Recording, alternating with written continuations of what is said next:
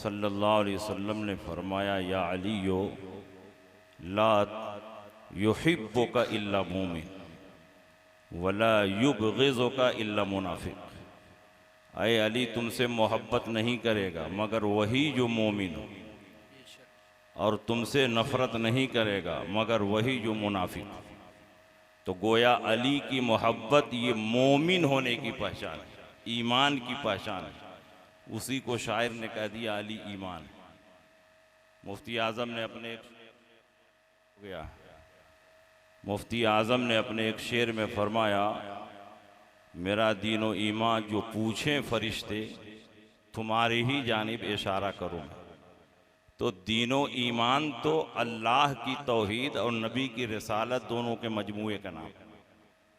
सिर्फ रसूलुल्लाह की रिसालत नहीं दीनो ईमान है, अल्लाह की तौहीद और नबी की रिसालत। लेकिन हम नबी ही की तरफ इशारा करेंगे कि यही हमारा दीन है, यही हमारा ईमान है। इसलिए कि जब नबी को मान लिया तो नबी की हर बात मान ली, अल्लाह को भी मान लिया, अल्लाह को भी एक मान लिया। तो नबी की मोहब्बत या नबी को मानना यह अल्लाह को मानना है। नबी की मोहब्बत यह अल्लाह की मोहब्बत है। ठीक उसी तरह अली की मोहब्बत ये भी ईमान का हिस्सा, और अंसार की मोहब्बत ये भी ईमान का हिस्सा। अल्लाह के नबी ने फरमाया, आयतुल मोमिन हुब्बुल अंसार व आयतुल मुनाफिक बुग़्ज़ुल अंसार। अंसार मदीना से मोहब्बत करना ये ईमान की पहचान है, और अंसार मदीना से बुग़्ज़ व अदावत रखना ये मुनाफिक होने की पहचान है, निफाक की पहचान है।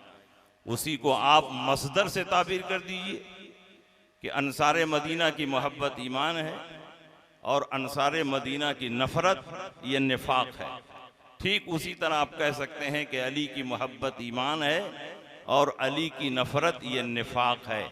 यानी अली की मोहब्बत ईमान का हिस्सा है और अली की नफ़रत निफाक का हिस्सा। अंसार मदीना की मोहब्बत ईमान का हिस्सा है और अंसार मदीना से नफ़रत ये निफाक का हिस्सा है। उसी को शायर ने मसदर से ताबीर किया। तो इसमें कोई हरज नहीं है। अली बेशक ईमान है, यानी ईमान की अलामत और पहचान है, ईमान की मोहब्बत है, ईमान का सबब है। तो इस तरह का शेर पढ़ने में मेरी नज़र में, इस नाचीज़ की नज़र में कोई हरज नहीं, क्योंकि वहाँ मुराद अली की मोहब्बत ईमान है, और ये बेशुमार हदीसों से साबित है। तो तकरीर सुनना चाहते हैं कि नहीं सुनना चाहते? हुजूर ज़ैदी मियां साहब क़िबला हमारे बड़े मुशफ़िक़, करम फरमा, और ये तो उस खानकाह से ताल्लुक़ रखते हैं जिसकी अज़मत का खुतबा आला हज़रत इमाम अहमद रज़ा ने पढ़ा है।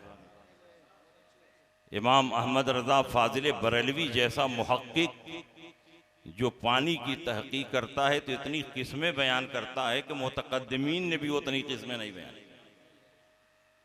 जिनसे अर्द की तहक़ीक़ करता है कि किस मिट्टी से तयम्मुम जायज़ है और किससे नहीं जायज़ है, जब उसकी तहक़ीक़ करता है तो इतनी किस्में शुमार करता है कि मुतक़द्दिमीन की किताबें भी उससे खाली।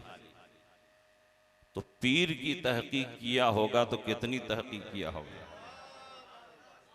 आला हज़रत इमाम अहमद रज़ा अल्लामा फ़ज़लुर रहमान गंज मुरादाबादी, उनकी बारगाह में भी पहुँचे थे मुरीद होने ही के लिए, मगर आला हज़रत का दिल मुतमईन नहीं हुआ। आला हज़रत ने पीर की तलाश में कितनी तहक़ीक़ की होगी, हम और आप उसका अंदाज़ा नहीं लगा सकते। ये आला हज़रत का हाथ है, किसी और हज़रत का हाथ नहीं है। इसलिए आला हज़रत की तहक़ीक़ मुकम्मल होती है मारेरा मोतहरा पहुँचकर।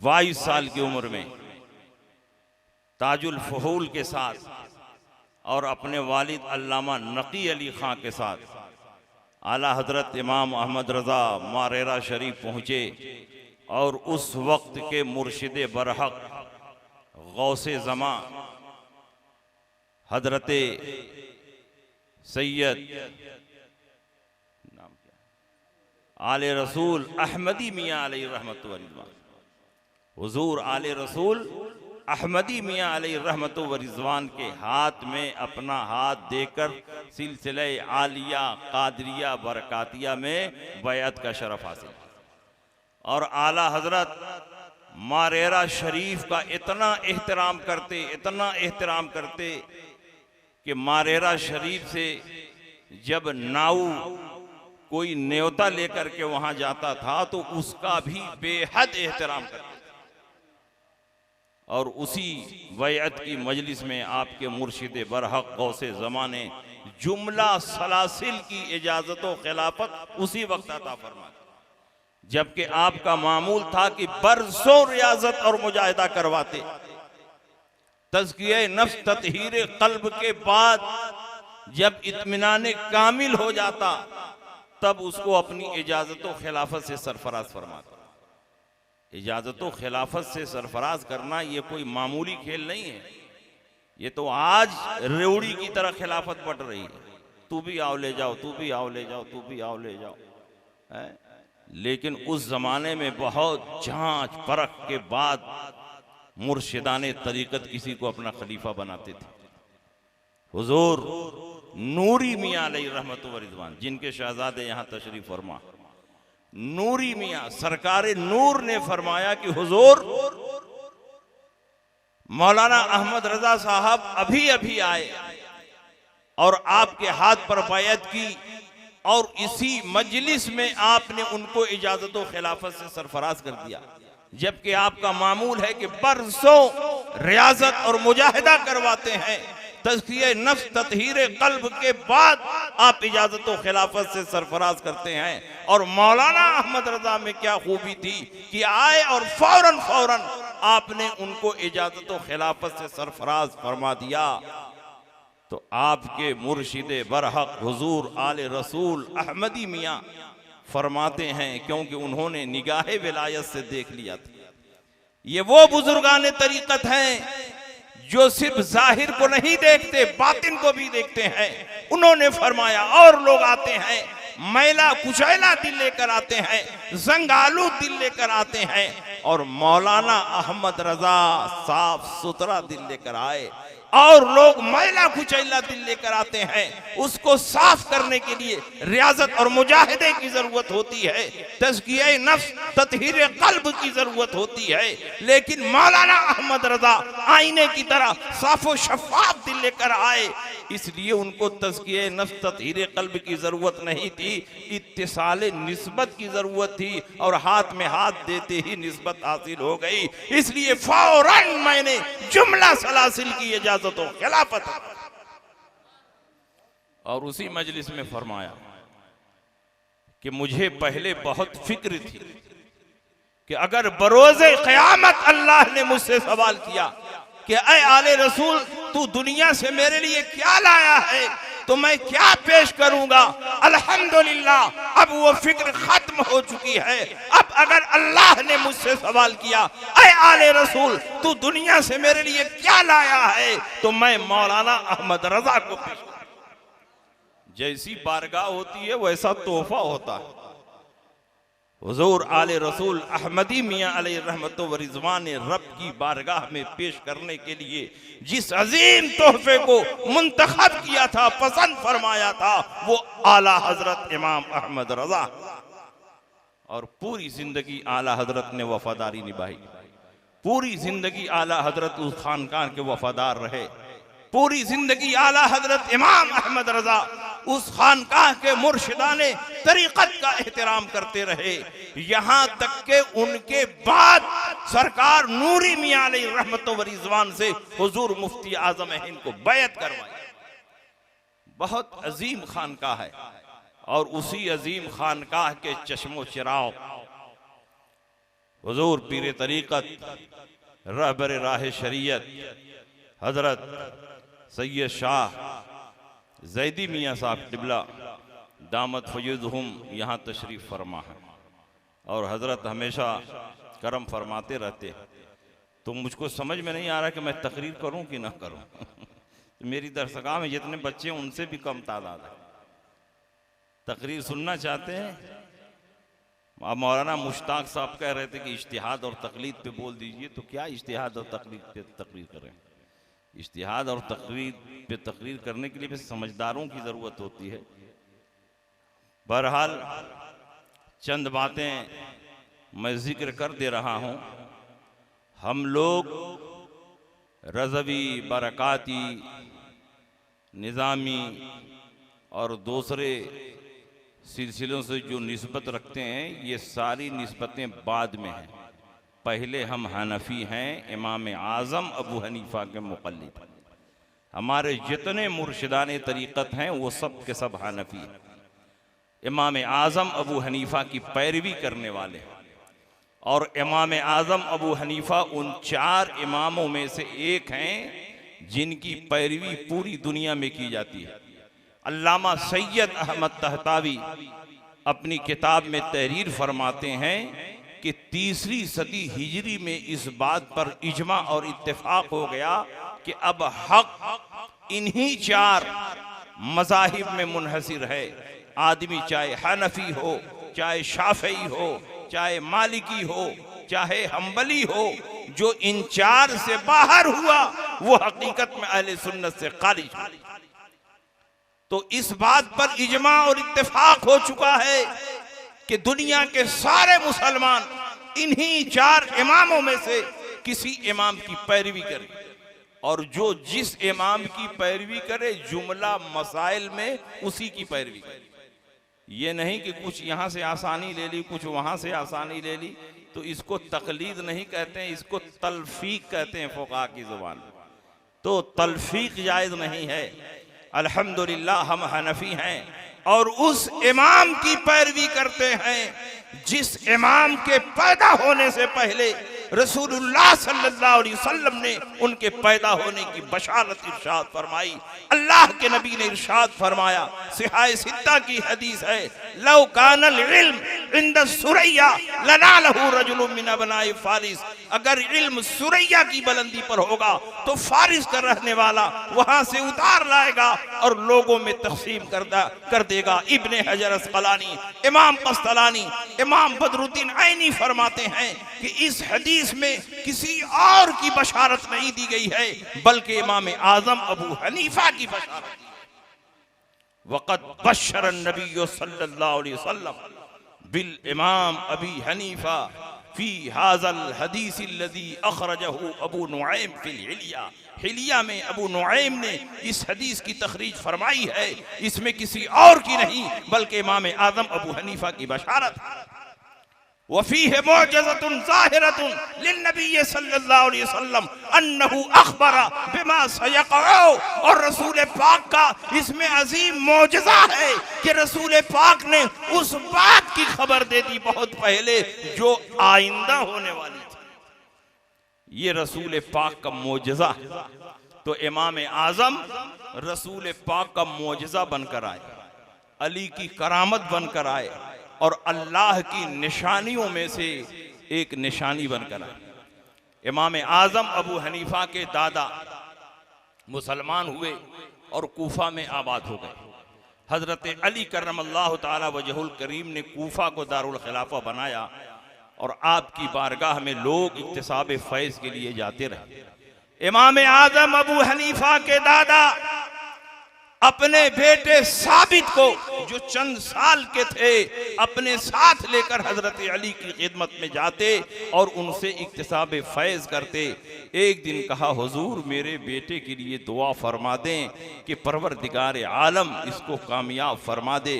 हजरत अली करमल्लाहु ताला वजहुल करीम ने फरमाया कि तुम्हारे इस बेटे से आगे चल करके एक ऐसा बच्चा पैदा होगा जो अपने इल्म से सारी दुनिया को मुनव्वर व मुजल्ला कर देगा। उसी बच्चे का नाम इमाम आज़म अबू हनीफा है जिनको नोमान इब्न साबित कहते। तो हजरत अली की दुआओं की बरकत का नाम इमाम आज़म अबू हनीफा। और अल्लाह ताला ने ऐसी ज़हानत उनको अता फरमाई, ऐसी ज़हानत कि इमाम अबू ज़ैद मरूज़ी फरमाते हैं, लौ वज़िना अक़्लो निस्फ़े अहलिल अर्द बिअक़्ल अबी हनीफ़ा लरजहा अक़्लो अबी हनीफ़ा। अगर आधी दुनिया के इंसानों की अक्ल को तराजू के एक पल्ले पर रखा जाए और अबू हनीफा की अक्ल को तराजू के एक पल्ले पर रखा जाए तो अबू हनीफा का पल्ला भारी पड़ जाए।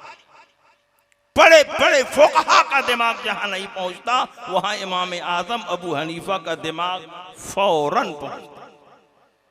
और उसकी मिसालें हम बयान करें तो इतनी हैं कि सुबह हो जाएगी, मिसाल ख़त्म ही नहीं होगी। एक मिसाल सुनिए, रसूल अकरम सल्लल्लाहु अलैहि वसल्लम की बारगाह में एक सहाबी हाजिर हुए और उन्होंने पूछा, या रसूल अल्लाह, रोज़े की हालत में अपनी बीवी से मुबाशरत जायज़ है कि नाजायज़? रसूल पाक ने फरमाया जायज़ है। वो चले गए, दूसरे सहाबी आए, उन्होंने पूछा, या रसूल अल्लाह, रोज़े की हालत में अपनी बीवी से मुबाशरत जायज़ है कि नाजायज़? रसूल पाक ने फरमाया नाजायज़ है, करीब भी ना जाना। पहले मुबाशरत का माना समझ लीजिए। मुबाशरत का माना है शौहर अपने बरहना जिस्म को बीबी के जिस्म से टच करे मगर कोई हम बिस्तरी और दुखुल ना हो।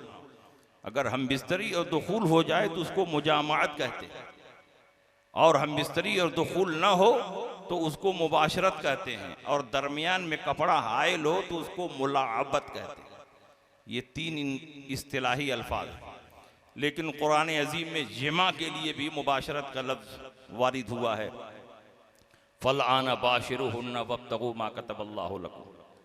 तो यहाँ वो मुराद है कि शौहर अपनी बीवी के जिस्म से जिस्म टच करे, दरमियान में कपड़ा हायल ना हो मगर दुखूल ना हो, तो ऐसा करना जायज़ है। रसूल पाक ने एक सहाबी से फरमाया ऐसा करना जायज़ नहीं है। रसूल पाक ने दूसरे सहाबी से फरमाया सवाल एक है, सवाल की पोजीशन एक है, सवाल की नौइयत एक है, मगर जवाब दो तरह का इरशाद हो रहा है। रसूल पाक पहले सहाबी के सवाल के जवाब में फरमाते हैं जायज़ है, दूसरे सहाबी के सवाल के जवाब में फरमाते हैं नाजायज़ है। बड़े बड़े फुक़हा और मुहद्दिसीन हैरान हैं कि जायज़ है कि नाजायज़ है। रसूल की हदीस में टकराव है, तारुज़ है। जब कोई नहीं हल कर पाया, इमाम आज़म अबू हनीफा की खिदमत में मुहद्दिसीन पहुँचे, रसूलुल्लाह की हदीस में टकराव हो रहा है, आप क्या फतवा देते हैं? इमाम आज़म ने फरमाया कोई टकराव नहीं, ये तुम्हारे समझने का फेर है। पहले नंबर पर जो सहाबी हाजिर हुए वो बूढ़े सहाबी थे। बूढ़ों में कुव्वत शहवानिया कम होती है, वो अपने मिजाज को कंट्रोल कर सकते हैं, अपने जज्बात को काबू में रख सकते हैं। अगर उनको मुबाशरत की इजाजत दी जाएगी तो बात जिमा तक नहीं पहुंचेगी। और दूसरे नंबर पर जो सहाबी हाजिर हुए वो नौजवान सहाबी थे। नौजवानों में कुव्वत शहवानिया ज्यादा होती है, वो अपने मिजाज को कंट्रोल नहीं कर सकते, अपने जज्बात को काबू में नहीं रख सकते। अगर उनको मुबाशरत की इजाजत मिलेगी तो बात जिमा तक पहुंचेगी, रोजा भी फासिद होगा, कज़ा और कफ़ारा भी लाजिम होगा। तो रसूल पाक ने मुसीबतों से बचाने के लिए फरमाया तुम्हारे लिए जायज नहीं है करीब भी ना जाना। तो हदीस में कोई टकराव नहीं। पहली हदीस बूढ़ों के लिए है और दूसरी हदीस नौजवानों के लिए। गोया इमाम आज़म की नजर सिर्फ हदीस पर नहीं है, जिनके लिए वो हदीस वारिद हुई उनके हालात पर भी। तो आम मुहद्दिसीन की नज़र सिर्फ हदीस पर होती है और हमारे इमाम की नज़र हदीस में छुपी हुई अल्लाह और रसूल की मुराद पर होती है। इमाम आज़म अबू हनीफा इतने बड़े फ़क़ीह थे कि उन्होंने अपनी ज़िंदगी में 86,000 मसाइल का इस्तिंबात और इस्तिखराज फरमाया, और जिन उसूलों की रोशनी में इस्तिंबात और इस्तिखराज फरमाया वो उसूल भी खुद आप ही के बनाए हुए। बाद के सारे फुक़हा ने आप ही के उसूल इज्तिहाद की रोशनी में मसाइल का इस्तिंबात और इस्तिखराज किया है। इमाम आज़म अबू हनीफा ने मसाइल के इस्तिंबात और इस्तिखराज के लिए सैकड़ों उसूल और ज़ाब्ते बनाए और उन्हीं की रोशनी में 86,000 मसाइल का इस्तिंबात और इस्तिखराज फरमाया। 38,000 मसाइल इबादात से मुताल्लिक निकाले और बाकी मसाइल मुआमलात से मुताल्लिक निकाले। बताइए दुनिया में ऐसा कोई इमाम होगा? अगर आज फिक़ही किताबों को सामने रख करके कोई बहुत बड़ा मुफ्ती फतवा लिखे तो अपनी ज़िंदगी में 86,000 फतवा नहीं लिख सकता। ये सिर्फ आला हजरत इमाम अहमद रजा की शान थी कि उन्होंने पूरी जिंदगी फतवा नवेसी की और तकरीबन 1 लाख उन्होंने फतावे तहरीर फरमाए। उसके बाद हिंदुस्तान में ऐसा कोई मुफ्ती पैदा नहीं हुआ जिसने 1 लाख फतवा तहरीर की। और इमाम आजम ने फतवा लिखा नहीं बल्कि किताब व सुन्नत से नए नए मसाइल के अहकाम का इस्तिखराज किया। तो हमारे इमाम तो बेमिसाल हैं। गैर मुक़ल्लिदीन प्रचार करते हैं, वो तो सिर्फ क़यास करते थे, सिर्फ अपनी राय से मसला बताते थे, मगर ये बात सही नहीं है।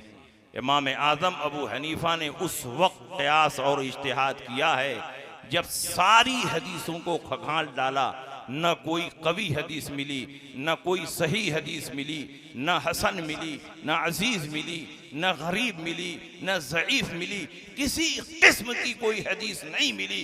तब जाकर इमाम आज़म अबू हनीफ़ा ने इसी तरह के मसाइल को सामने रखकर अहकाम का इस्तिंबात और इस्तिखराज किया। और ये तो वही काम है जो काम हज़रत मुआज़ इब्न जबल ने किया था। बुखारी उठाइए, मुस्लिम उठाइए, तिरमिज़ी उठाइए, सिहाह सित्ता में ये हदीस मौजूद है।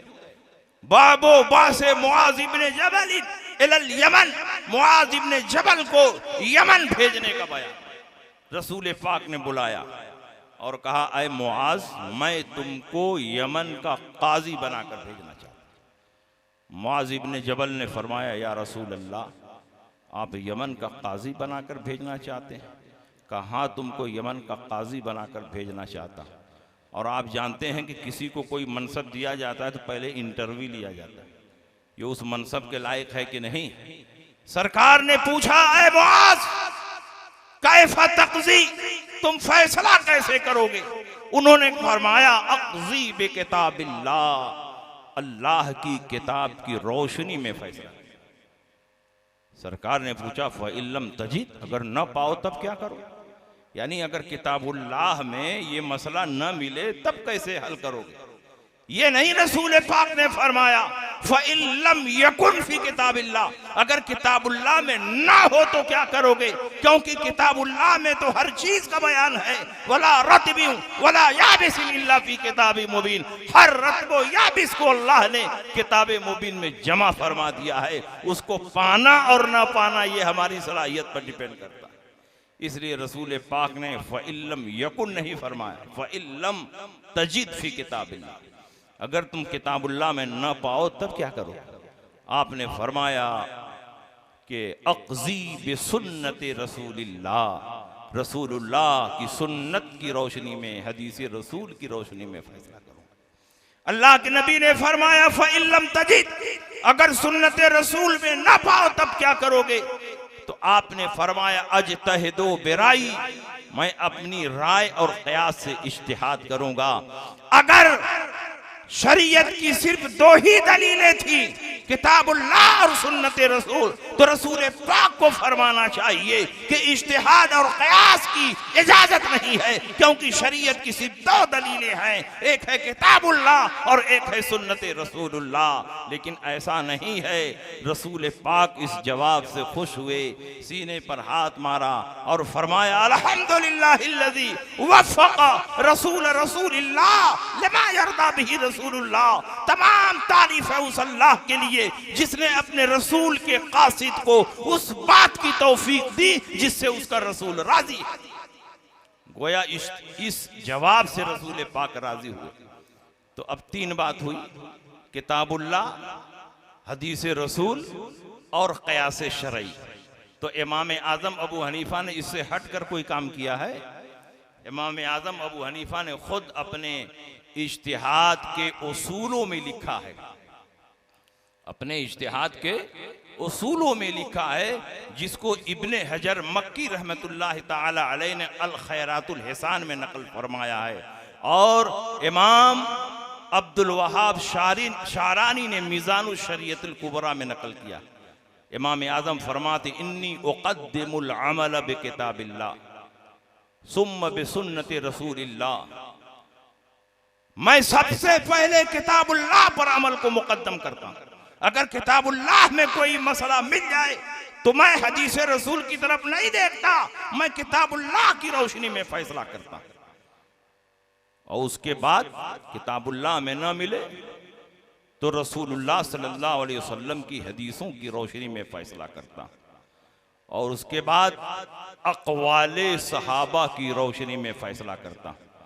हजरत मुआज़ इब्न जबल के ज़माने में अक़वाले सहाबा नहीं जमा हुए थे, और इमाम आज़म अबू हनीफा के ज़माने में काफ़ी हद तक अक़वाले सहाबा जमा हो गए थे। इन्नी उक़द्दिमुल अमला बिकिताबिल्लाह सुम्मा बिसुन्नति रसूलिल्लाह सुम्मा बिअक़ज़ियति सहाबते मुक़द्दिमन मत्तफ़क़ू अला मख्तलफ़ू वहीना इज़िन क़ीस। उसके बाद मैं सहाबा के फैसलों को सामने रखता हूँ इस तफसील के साथ कि जो मुत्तफ़क़ अलैह फैसले हैं पहले उस पर अमल करता हूँ, उसके बाद मुख्तलफ़ी फैसलों में से किसी एक फैसले को नज़ीर बनाता। तो इमाम आज़म ने क्या गलत किया है?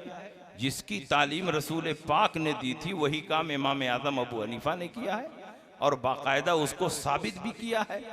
इसलिए ये इल्ज़ाम गलत है कि इमाम आज़म अबू हनीफा ने सिर्फ और सिर्फ अपनी राय से मसाइल का इस्तिंबात और इस्तिखराज किया है। सही बात यह है कि इमाम आज़म ने उस वक्त क़यास किया है जब उनको ज़ईफ़ हदीस भी नहीं मिली, क्योंकि आपने ये भी उसूल बनाया कि जब तक ज़ईफ़ से ज़ईफ़ तर हदीस मुझको मिलती रहेगी मैं क़यास नहीं करूँगा, हदीस से ज़ईफ़ पर अमल करूँगा। है तो हदीस, सारे गैर मुक़ल्लिदीन इस मकाम पर ज़ईफ़ हदीस को तर्क कर देते हैं और क़यास पर अमल करते हैं। इमाम शाफ़ई ने इस मकाम पर हदीस ज़ईफ़ को तर्क किया है और क़यास पर अमल किया है। सारे इमामों ने क़यास पर अमल किया है। सिर्फ एक ही इमाम दुनिया में है कि जो हदीस ज़ईफ़ के होते हुए भी क़यास को जायज़ नहीं समझ। आपने फरमाया कि हदीस मुरसल भी मिलेगी तो उसके होते हुए मैं क़यास नहीं करूँगा, हदीस ज़ईफ़ भी मिलेगी तो उसके होते हुए मैं क़यास नहीं करूँगा।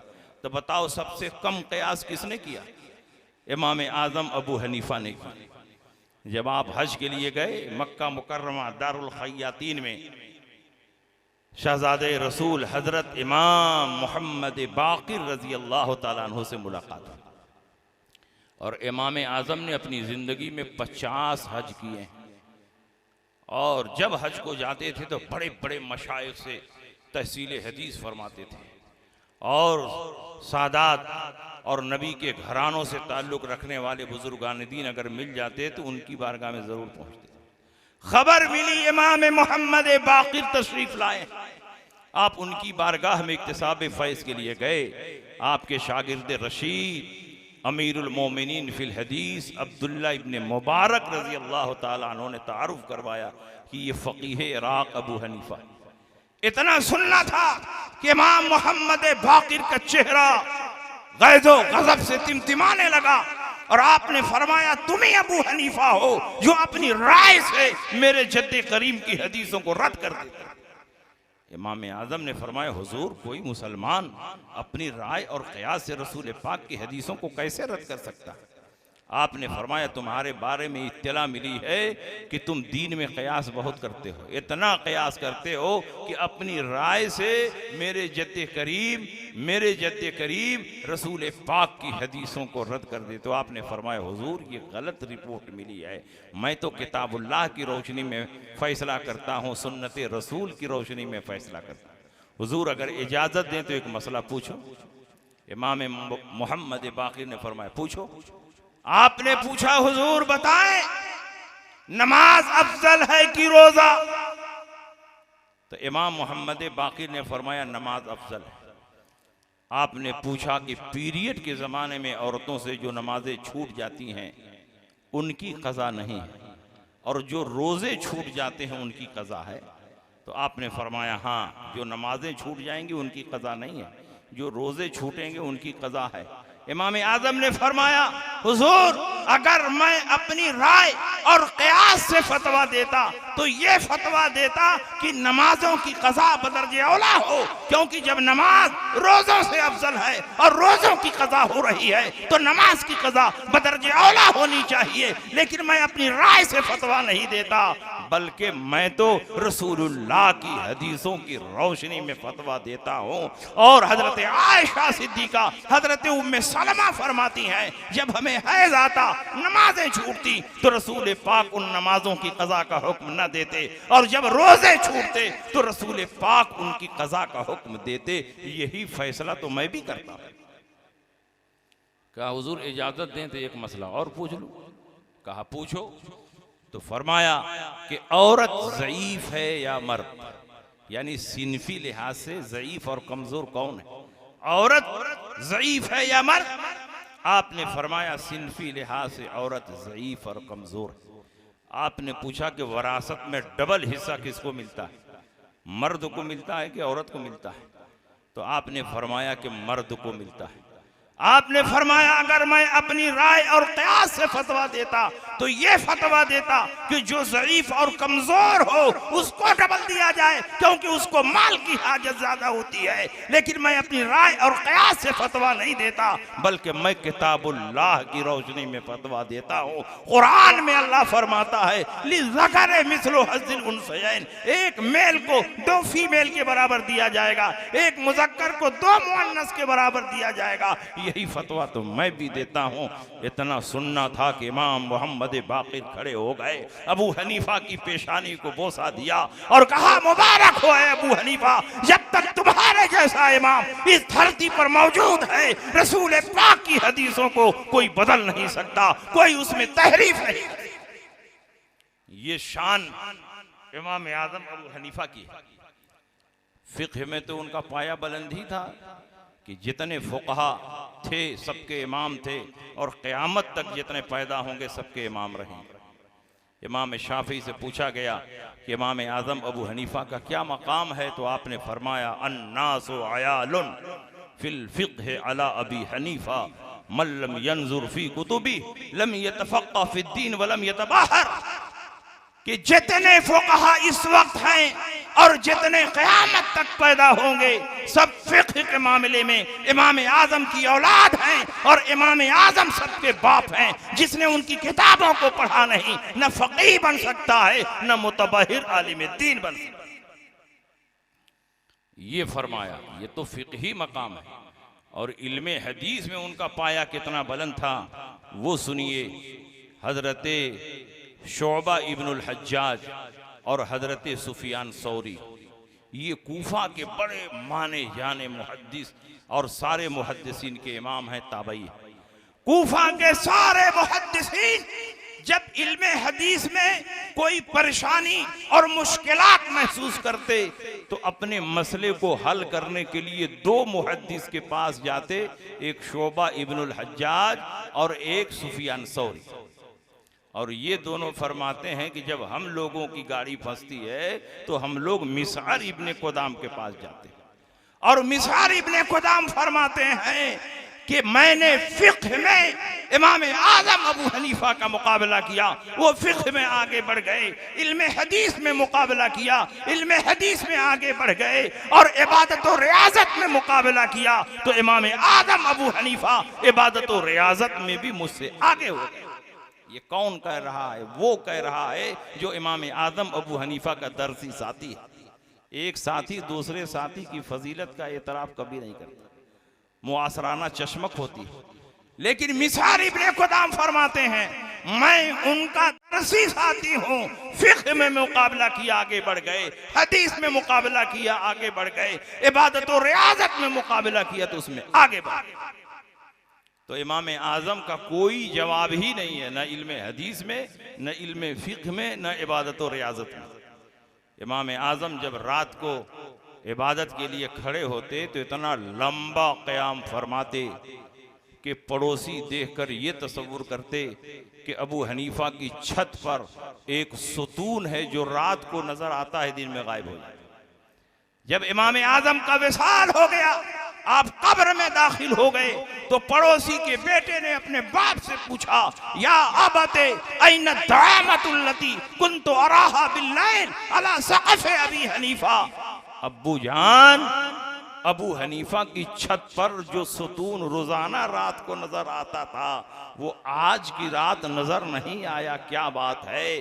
तो पड़ोसी ने अपने बेटे से कहा, बेटे कल अबू हनीफा का इंतकाल हुआ और उनको कब्र में लेटा दिया गया, इसलिए रात को वो सुतून नजर नहीं आया। असल में वो सुतून नहीं, अबू हनीफा थे जो इतना लंबा क़याम करते थे कि देखने वाला ये तसव्वुर करता था कि एक सुतून है जो छत पर खड़ा है, दिन में मौजूद, दिन में रात में मौजूद है और दिन में गायब हो जाए। इतना लंबा क़याम। अल्हम्दुलिल्लाह हर हैसियत से हमारे इमाम कामिल हैं, मुकम्मल हैं और हमें ये शरफ हासिल है कि हम इमाम आज़म अबू हनीफा की तकलीद करते हैं। और तकलीद के बगैर इस दुनिया में चारा नहीं है। तकलीद सब करते हैं, जो गैर मुकल्लिद हैं वो भी तकलीद करते हैं। डॉक्टर के पास जाते हैं इलाज के लिए, डॉक्टर उनको नुस्खा लिख देता है कि ये दवा खाओ, 1 हफ्ते में ठीक हो जाओगे। कोई गैर मुकल्लिद बहस करता है कि हम तुम्हारी बात को बिला दलील नहीं मानेंगे, हम खुद डॉक्टर बनेंगे, MBBS बनेंगे, उसके बाद देखेंगे कि हमारी बीमारियों का इलाज कैसे होना चाहिए। नहीं, बल्कि डॉक्टर की बात आंख बंद करके मानता है और इसी का नाम तकलीद है। कबूल कौलिल गैर बिला हुज्जतिन व दलील, गैर की बात को बिला दलील मान लेना, यही तकलीद है। तो अपनी जिंदगी में तुम तकलीद कर रहे हो। तुम जब तुम्हारी जमीन और जायदाद पर कोई कब्जा कर लेता है तो तुम वकील के पास जाते हो, वकील कहता है कि दफा फलां के तहत तुम्हारा केस मैं फाइल कर देता हूं, 2-4 साल केस चलेगा और तुम जमीन पर दोबारा काबिज हो जाओगे। तो कोई मजलूम ये नहीं कहता कि क्यों दफा फलाही के तहत आप मुकदमा कायम करेंगे, मैं आपकी बात नहीं मानूंगा, मैं खुद LLB बनूंगा और उसके बाद फैसला करूंगा कि किस दफा के तहत मुझको केस फाइल करना चाहिए। जब तक LLB बनेगा दावा की मुद्दत ही खत्म हो जाएगी। हर मजलूम आंख बंद करके वकील के मशवरे पर अमल करता है, 2-4 साल केस चलता है और उसके बाद दोबारा वो अपनी जमीन और जायदाद पर काबिज हो जाता है। इसी का नाम तो तकलीद है कि गैर की बात को बिला दलील तस्लीम कर लिया जाए। एक बच्चा जो मकतब में हजरत अल्लामा मुश्ताक के पास पढ़ने जाता है और ये एक हर्फ पर उंगली रखकर फरमाते हैं पढ़ो अलीफ, वो लड़का पढ़ता है अलीफ। दूसरे हर्फ पर उंगली रखकर फरमाते हैं पढ़ो बा, वो लड़का पढ़ता है बा। तीसरे हर्फ पर उंगली रखकर फरमाते हैं पढ़ो ता, वो लड़का पढ़ता है ता। वो लड़का इनसे दलील का मुतालबा नहीं करता कि पहले हर्फ को अलिफ क्यों कहते हैं, दूसरे को बा क्यों कहते हैं, तीसरे को ता क्यों कहते हैं। जब तक आप दलील नहीं देंगे हम आगे नहीं बढ़ेंगे, हम नहीं पढ़ेंगे। अगर वो दलील का मुतालबा करने लगे तो मकतब ही में उसकी तालीम बंद हो जाएगी, वो आलिम फाजिल कभी नहीं बन पाएगा। एक बच्चा जो आलिम और फाजिल बनता है वो भी तकलीद के सहारे बनता है। एक मजलूम जो अपनी जमीन और जायदाद पर दोबारा काबिज होता है वो भी तकलीद के सहारे। एक मरीज जो अपनी बीमारियों का इलाज करने में कामयाब होता है वो भी तकलीद के सहारे होता है। जब दुनियावी मामलात में तुम माहिरीन के कौल पर एतमाद कर रहे हो तो दीन और शरीयत के मामले में तुम क्यों नहीं माहिरीन के कौल पर एतमाद करोगे। खुद से को अगर कुरान और हदीस से मसला निकालने की कोशिश करोगे कदम कदम पर ठोकर खाओगे और किताबुल्लाह और सुन्नत रसूलुल्लाह पर अमल नहीं कर पाओगे। इसलिए जरूरी है कि दीन के मामले में भी तुम किसी के कौल पर एतमाद करो, और जब किसी के कौल पर एतमाद ही करना है तो क्यों ना उसके कौल पर एतमाद करो जिसके कौल पर बड़े बड़े ताबईन ने एतमाद किया, बड़े बड़े इमामों ने एतमाद किया, जो खुद ताबई है, जिसने कई सहाबा की ज़ियारत की है। उतना मुअम्मर और उतना सीनियर इन इमामों में से कोई नहीं है, क्योंकि तनहा हमारे इमाम हैं जो ताबई हैं। इमाम शाफई ताबई नहीं है, इमाम मालिक ताबई नहीं है, इमाम अहमद इब्न हंबल ताबई नहीं है, लेकिन हमारे इमाम ताबई हैं, अनस इब्न मालिक की ज़ियारत की। इसलिए वक्त ज़्यादा हो रहा है और इंशाअल्लाह माहौल भी नहीं है, मजमा भी नहीं है, वक्त ज़्यादा हो गया। फिर किसी मौके पर इस इलाके में आएंगे तो तकरीर कर देंगे। व आखिर दावाना अनिल हम्दुलिल्लाहि रब्बिल